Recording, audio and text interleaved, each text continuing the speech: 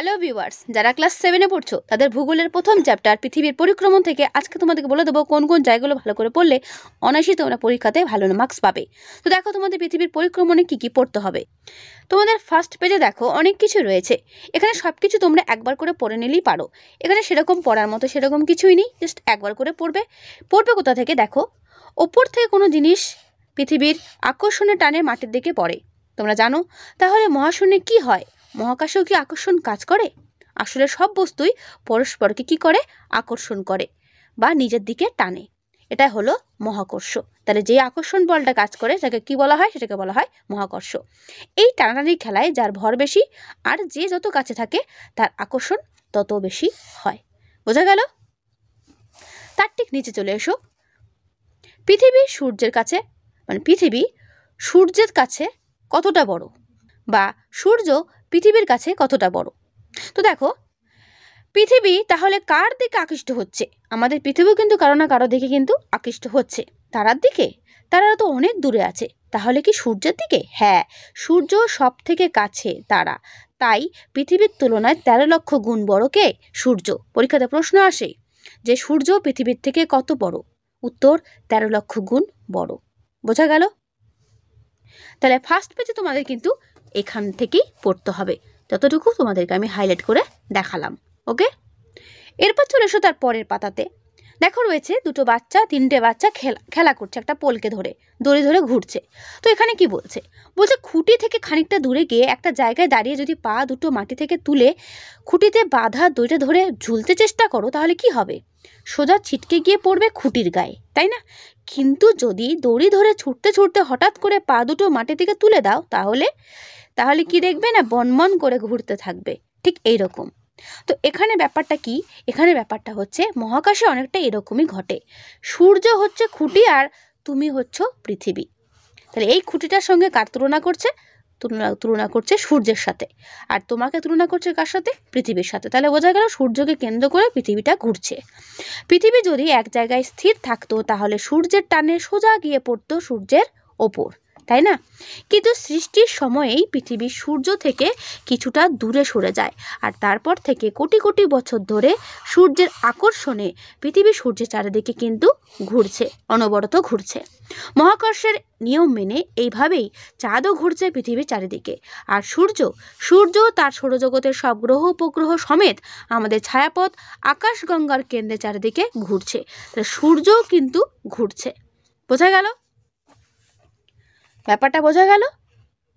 তোমাদের যে চ্যাপ্টার আমি পড়াচ্ছি তার নাম হচ্ছে পৃথিবীর পরিক্রমণ। পৃথিবীর পরিক্রমণ কথাটার মানেই হচ্ছে পৃথিবী সূর্যের চারিদিকে ঘুরছে, তাকেই বলা হচ্ছে পরিক্রমণ। কিন্তু এই ঘুরতে কতটা সময় লাগে? মিনিমাম 1 বছর। মিনিমাম 1 বছর সময় লেগে যায় সূর্যের পৃথিবীর চারিদিকে এক পাক ঘুরতে। একেই বলা হচ্ছে পৃথিবীর পরিক্রমণ। বোঝা গেল? চলে এসো তার ঠিক পরের পাতাতে দেখা রয়েছে পৃথিবীর পরিক্রমণ গতি বা বার্ষিক গতি, যেটা তোমাদের আমি একটু আগেই বললাম। পৃথিবী শুধুই সূর্যের চারিদিকে ঘোরে না, লাট্টুর মতো পাক খেতে খেতে ঘোরে। নিজের অক্ষের চারিদিকে এক পাক ঘুরতে বা আবর্তন করতে পৃথিবীর সময় লাগে 24 ঘন্টা। তাহলে এটাকে কি বলা হচ্ছে? এটাকে বলা হচ্ছে পৃথিবীর আবর্তন, অর্থাৎ নিজের অক্ষের চারিদিকে ঘুরছে। যে কল্পিত রেখা চারিদিকে পৃথিবী আবর্তন করে সেটাই হচ্ছে পৃথিবীর অক্ষ। তাহলে পৃথিবীর অক্ষ কাকে বলে? যে কল্পিত রেখার চারিদিকে পৃথিবী আবর্তন করে। পৃথিবী কিন্তু একটা রেখা অনুযায়ী ধরে কিন্তু নিজের অক্ষের চারিদিকে ঘুরছে, ঠিক এইভাবে। দেখতে পাচ্ছ ছবিটা? একটু কাত হয়ে কিন্তু ঘুরে যাচ্ছে, এটা পৃথিবীর নিজের অক্ষ, ঠিক আছে? পৃথিবীর যে দুটি প্রান্তে এই কল্পিত অক্ষদণ্ডটি বেরিয়ে থাকার কথা, সেই প্রান্ত দুটো হলো মেরু। অর্থাৎ ছবি দেখতে পাচ্ছ, এখানে একটুখানি বেরিয়ে আছে, নিচে একটুখানি অক্ষটা বেরিয়ে আছে। তো এই অক্ষদণ্ড দুটো হচ্ছে পৃথিবীর 2 মেরু। এটা হচ্ছে উত্তর মেরু, এটা হচ্ছে দক্ষিণ মেরু। ক্লিয়ার? তারপর পৃথিবীর যে দুটি প্রান্তে এই কল্পিত অক্ষ দুটি বেরিয়ে থাকার কথা সে দুটো হলো মেরু। ওপরের প্রান্তটা উত্তর মেরু, নিচের প্রান্তটা দক্ষিণ মেরু। আর 2 মেরুর সমান ঠিক দূরে পৃথিবীর মাঝ বরাবর পৃথিবীর যে রেখাটা ধরা হয় তাকে বলা হয় বিষুব রেখা বা নিরক্ষ বৃত্ত। ঠিক ছবিটা ফলো করে বুঝতে পারবে। ঠিক এই যে মাঝ বরাবর একটা রেখা কল্পনা করা হয়েছে, একে বলা হচ্ছে বিষুব রেখা বা নিরক্ষ রেখা। এর সম্পর্কেও আমরা আস্তে আস্তে আরও জানবো। বলছে আমাদের দেশ রয়েছে নিরক্ষবৃত্ত ও উত্তর মেরুর মাঝে অঞ্চল, অর্থাৎ উত্তর গোলার্ধে। তাহলে আমরা যে দেশে বসবাস করছি সেটা কোন পোর্শনে পড়ছে? ঠিক এই জায়গাটা। আমি জাস্ট একটু দেখিয়ে দিচ্ছি, এইখানটা কিন্তু পড়ছে, অর্থাৎ নিরক্ষরেখার একটু ওপরে উত্তর গোলার্ধে পড়ছে। ঠিক আছে, তারপরে দেখো একটা পিঙ্ক কালারের প্যারার মধ্যে রয়েছে বক্সের মধ্যে, পৃথিবী নিজ অক্ষের ওপর আবর্তন করতে করতে নির্দিষ্ট উপবৃত্তাকার কক্ষপথে পশ্চিম থেকে পূর্ব দিকে, মাথায় রাখবে পৃথিবী কিন্তু পশ্চিম থেকে পূর্ব দিকে ঘোরে, অর্থাৎ ঘড়ির কাঁটার বিপরীত দিকে নির্দিষ্ট সময় প্রায় 365 দিন, ওই যে বললাম প্রায় 1 বছর, সূর্যের চারিদিকে ঘোরে বা পরিক্রমণ করে। এটাই হচ্ছে পৃথিবীর পরিক্রমণ গতি। তাহলে এখান থেকে প্রশ্ন আসবে তোমাদের, পৃথিবীর পরিক্রমণ গতি বলতে কি বোঝো, বা পৃথিবীর পরিক্রমণ কাকে বলে? ঠিক আছে, ভালো করে দেখবে, আমি যেগুলো হাইলাইট করছি বা বোঝাচ্ছি এইগুলোই তোমাদের পরীক্ষাতে প্রশ্ন হিসেবে থাকবে, এর বাইরে কোনো প্রশ্ন হবে না, এটুকু মিলিয়ে নিও। এবং 100% গ্যারান্টি দিয়েও আমি বলতে পারি এর বাইরে কোনো প্রশ্নই হবে না। যে বা যারা আমার এই ভিডিওটা দেখছো অবশ্যই ভালো লাগলে বন্ধুদের কাছে শেয়ার করে দিও। ঠিক আছে, চলো এরপর একটু নিচের দিকে চলে আসো। দেখো রয়েছে মুক্তিবেগ। এটা কি? দেখো, কোনো বস্তুকে ওপরের দিকে ছুঁড়ে দিলে বস্তুটা কিছুটা ওপরে উঠেও অভিকর্ষের টানে নিচের দিকে পড়ে যায়, কিন্তু সবসময় কি তা হয়? তা তো হয় না, নাও হতে পারে। কি না, অনেক বেশি জোরে ছুড়লে, অর্থাৎ বস্তুর গতিবেগ যদি খুব বেশি হয়, তা পৃথিবীর অভিকর্ষ বলের প্রভাব কাটিয়েও বাইরে চলে যেতে পারে। ভাবো তো, এই যে রকেটগুলো আকাশে যাচ্ছে, মহাকাশে যাচ্ছে আর কি, কীভাবে যাচ্ছে, সেগুলো তো একটা পৃথিবীকে প্রেসার দিয়ে উপর দিকে উঠছে, পৃথিবীর মাটিটাকে, সেটা কত, সেটাই হচ্ছে মুক্তিবেগ। তাহলে কত কিলোমিটার বা কত জোরে ওটাকে ছুটতে পারা হচ্ছে, যার জন্য ওটা অভিকর্ষ বলটাকেও কাটিয়ে যেতে পারছে। দেখো, কোনো বস্তুকে প্রতি সেকেন্ডে 11.2 কিলোমিটার গতিবেগে ওপরের দিকে ছুটতে পারলে সেটা আর নিচের দিকে পড়ে না। এইটাকেই বলা হচ্ছে, কি বলা হচ্ছে? মুক্তিবেগ। মহাশূন্যে পৃথিবীর চারিদিকে ঘুরতে থাকবে। রকেটের মাধ্যমে কৃত্রিম উপগ্রহ কিন্তু এইভাবেই উৎক্ষেপণ করা হয়, এই মুক্তিবেগের দ্বারা। ঠিক আছে, বোঝা গেল? এখান থেকে প্রশ্ন আসতে পারে মুক্তিবেগ কি, মুক্তিবেগের পরিমাণটা কত বা মুক্তিবেগের মান কত। ঠিক আছে, চলে এসো তার পরের পাতায়, পৃথিবীর কক্ষপথের উপবৃত্তটা কীরকম দেখতে। দেখো, ছবি দেখে অনেকে বলবে উপবৃত্তাকার বা ডিম্বাকার। বলছে পৃথিবীর প্রায় 15 কোটি কিলোমিটার দূর থেকে সূর্যকে প্রদক্ষিণ, মানে পৃথিবী প্রায় 15 কোটি কিমি দূর থেকে সূর্যকে প্রদক্ষিণ করে। পৃথিবীর যে পথে সূর্যকে প্রদক্ষিণ করে সেটাই হচ্ছে পৃথিবীর কক্ষপথ। এই কক্ষপথ মহাশূন্যে যে কাল্পনিক সমতলে অবস্থিত সেটাই হচ্ছে কক্ষতল। বোঝা গেল?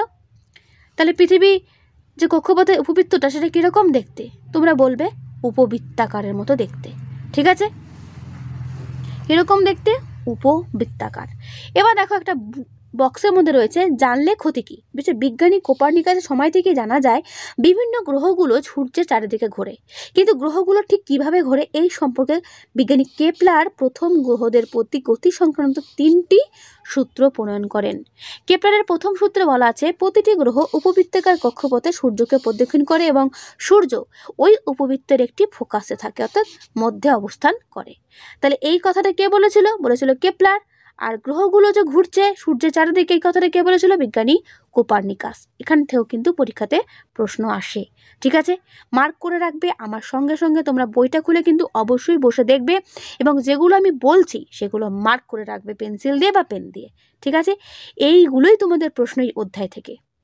তোমাদের প্রথম ইউনিট টেস্ট পরীক্ষাতে কিন্তু এই চ্যাপ্টারটা রয়েছে, তাই সুতরাং যেগুলো আমি বলছি ভালো করে দেখে নাও। তারপর চলে এসো তার পরের পাতাতে।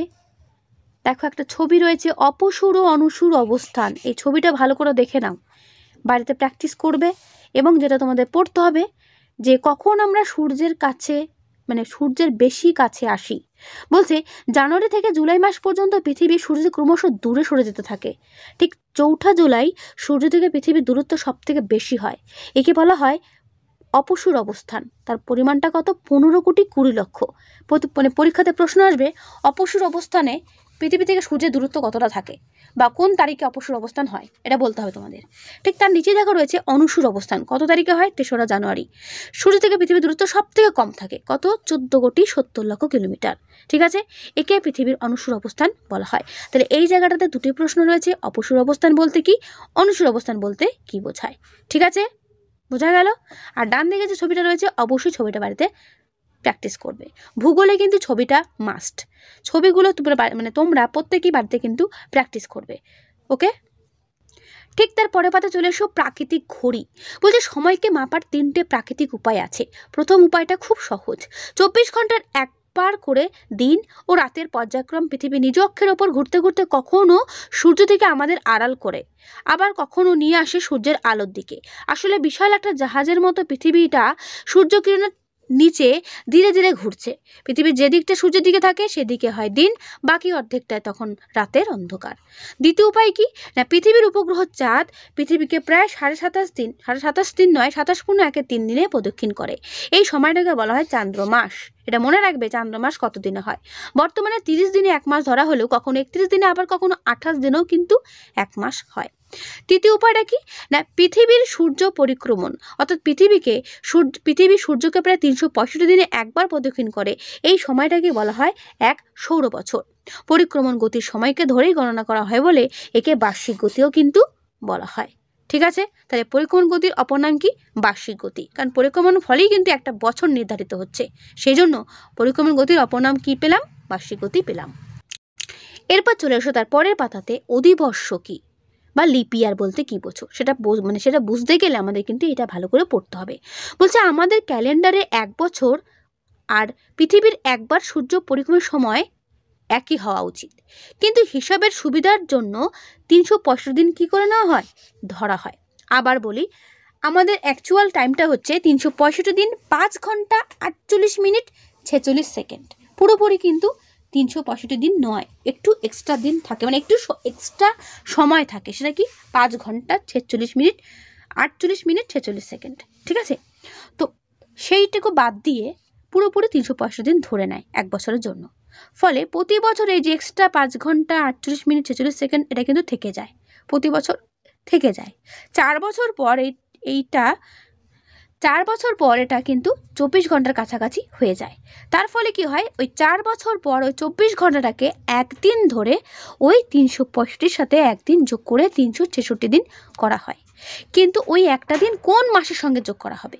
সব মাসই তো 30 আর 31 দিনই হয়ে থাকে, একমাত্র আমরা জানি ফেব্রুয়ারি মাসটা কিন্তু 28 দিনের হয়। সেক্ষেত্রে ফেব্রুয়ারি মাসটা যদি একদিন বাড়িয়ে দেওয়া হয় কখন 366, আচ্ছা তখন কি করে ওই 366 দিন ধরা হয় 4 বছর পরে বছরটিকে। এবার ওই একটা দিন ওই 28শে ফেব্রুয়ারিটাকে 29শে ফেব্রুয়ারি করা হয়। ঠিক আছে, এইভাবে আমাদের সেটা 366 দিনের বছরটাকে অধিবর্ষ বা লিপ ইয়ার বলা হয়। বোঝা গেল? এটা ভালো করে তোমরা পড়বে, আরও ভালো করে বুঝতে পারবে। এবার প্রশ্ন হচ্ছে কোনো সাল অধিবর্ষ বা লিপ ইয়ার হবে কিনা সেটা কী করে বুঝবো? যদি সে নর্মাল কোনো সাল হয় 2004, 2005 বা 2017 এরকম যদি হয় তাহলে 4 দিয়ে ভাগ করবে। 4 দিয়ে ভাগ করে যদি মিলে যায় সেটা অবশ্যই অধিবর্ষ হবে। আর যদি 2000, 1900, 1700, 1800 এরকম যদি হয় তাহলে সেগুলোকে 400 দিয়ে ভাগ করবে। কত দিয়ে? 400 দিয়ে। যে কথাটা আমি বললাম খাতায় কিন্তু অবশ্যই নোট করে দেখো, পরীক্ষাতে তোমাদের কিন্তু শর্ট কোয়েশ্চেনে আসতে পারে যে এই সালটি লিপ ইয়ার কিনা বা এই সালটা লিপ ইয়ার দেখো কিনা, মানে তোমাদের দিতে পারে। তো এটা কিন্তু মাথায় রাখবে। নর্মাল যে কোনো সাল হলে 4 দিয়ে ভাগ করবে, আর যদি 1600, 1700, 1800, 1900, 2000, 2100, 2200 এরকম যদি বোঝায় সেগুলোকে 400 দিয়ে ভাগ করবে। ক্লিয়ার? 400 দিয়ে ভাগ করলে যদি মিলে যায় অবশ্যই সেটা লিপ ইয়ার হবে। তার ঠিক পরের পাতাতে যা রয়েছে রিডিং পড়ে নেবে। শুধু এই জায়গাটা হাইলাইট করে রাখো, পৃথিবী তার কক্ষতলের সঙ্গে কত ডিগ্রি কোণে হেলে আছে। এই প্রশ্নটা বারবার পরীক্ষাতে আসে এবং আসবেও এবারও। ঠিক আছে, সেটা হচ্ছে 66.5 ডিগ্রি কোণে হেলে আছে। পৃথিবী তার কক্ষতলের সঙ্গে 66.5 ডিগ্রি কোণে হেলে আছে। দেখো পৃথিবী ঠিক একটু হেলে আছে, কাত করা, কিন্তু ছবিটা দেখলেই বুঝতে পারবে। ঠিক আছে, এটা ভালো করে পড়বে এই পাতা থেকে, বাকিটা রিডিং পড়ে নিলেই হবে। এইবার ঠিক তার পরের পাতায় চলে এসো। একটা ছবি দেখতে পাচ্ছ, এই ছবিটা প্র্যাকটিস করবে বাড়িতে প্রত্যেকেই। আমি যাদেরকে বলছি তারা কিন্তু প্রত্যেকেই ছবিটা প্র্যাকটিস করো, তোমাদের প্রত্যেকেরই কাজে লাগবে। দেখো রয়েছে 23শে সেপ্টেম্বর দিনটাকে বলা হয় জলবিষুব, শর্ট কোয়েশ্চেন জন্য ইম্পর্টেন্ট। 21শে মার্চ তারিখটাকে বলা হয় মহাবিষুব, ইম্পর্টেন্ট। 22শে ডিসেম্বর তারিখটিকে বলা হয় মকর সংক্রান্তি এবং 21শে জুন তারিখটিকে বলা হয় কর্কট সংক্রান্তি। এখানে যে 4টে শর্ট কোয়েশ্চেন তোমাদের বললাম পরীক্ষাতে আসবেই, স্টার দিয়ে রাখো। ঠিক আছে, এই তারিখগুলো মনে রাখবে এবং কোন কোন দিন কি কি হচ্ছে সেটাও মনে রাখবে। জলবিষু কোন তারিখে হচ্ছে, মহাবিষু কোন তারিখে হচ্ছে। ঠিক আছে, দিন রাত্রি সমান হচ্ছে এই দুটো দিন আর কি, মহাবিষুব এবং জলবিষুবে। ঠিক আছে, এই দিন রাত্রি সমান হচ্ছে, এই দুটো তারিখটা মনে রাখবে। ওকে, তারপর দেখো রয়েছে এই জলবিষুব ও মহাবিষুব কীভাবে হচ্ছে, পুরো ডিটেলস এখানে রয়েছে। তোমরা যখন পড়বে তখন আরও ভালো করে বুঝতে পারবে। এখানে বোঝানোর মতো সেরকম কিছুই নেই, একবার করে রিডিং করে নিলেই হবে। ঠিক আছে, তার পরের পাতাতে রয়েছে সূর্যের বার্ষিক আপাতগতি বা রবি মার্ক কি। এটা ইম্পর্টেন্ট। বলছে সারা বছর সূর্যটা কি আকাশে ঠিক একই জায়গায় ওঠে?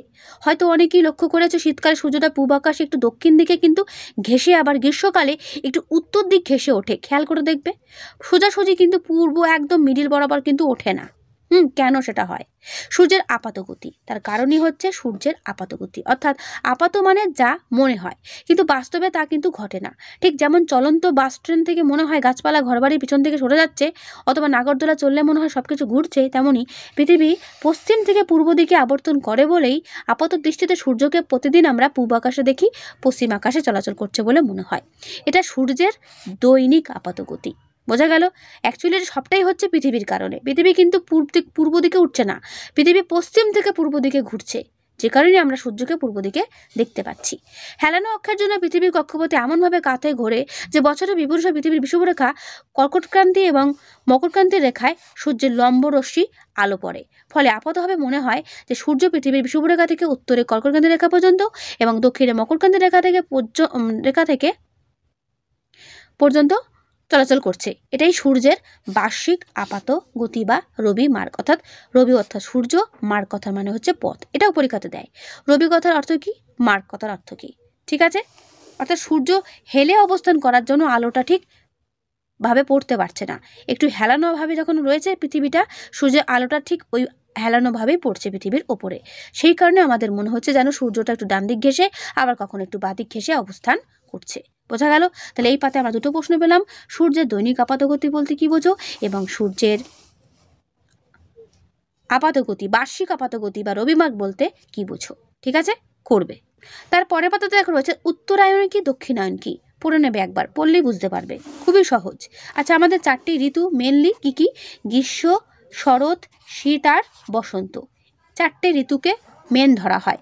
ঠিক আছে, আমরা এমনি জানি 6টা ঋতু হয়, কিন্তু 4টিকে মেন ধরা হয়, সেই যে 4টিই বলা হয়। ঠিক আছে, এবার বলছে বিষুব কথার অর্থ কি। বিষুব কথার অর্থ হচ্ছে দিন রাত্রি সমান।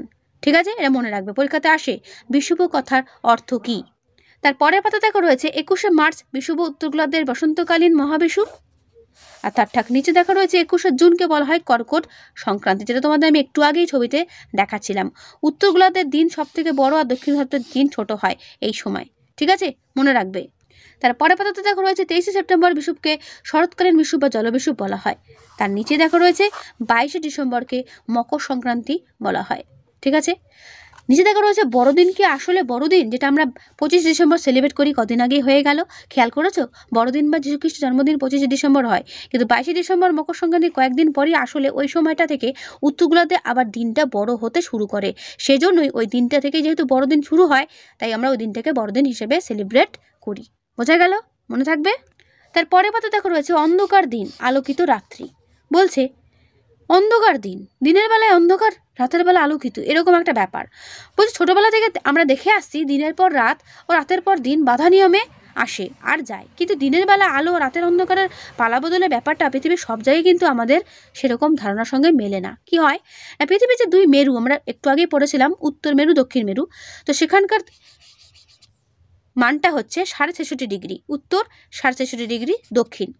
তো সারা বছর সূর্যের আলো সেখানে তীর্যকভাবে পড়ে। মার্চ থেকে জুলাইয়ের সময়টায় উত্তর গোলার্ধের সমুদ্রবৃত্ত অঞ্চলে সূর্য কখনোই দিগন্তের নিচ থেকে ওঠে না বা অস্ত যায় না। সূর্য প্রায় দিগন্তের সমান্তরালে আকাশের পূর্ব দিকে পশ্চিম দিকে চলাচল করে। এই সময় 24 ঘন্টায় একটানা দিনের আলো থাকে, অর্থাৎ স্থানীয় সময় অনুসারে তখন রাত হওয়া সত্ত্বেও সূর্যকে আকাশে দেখা যায়।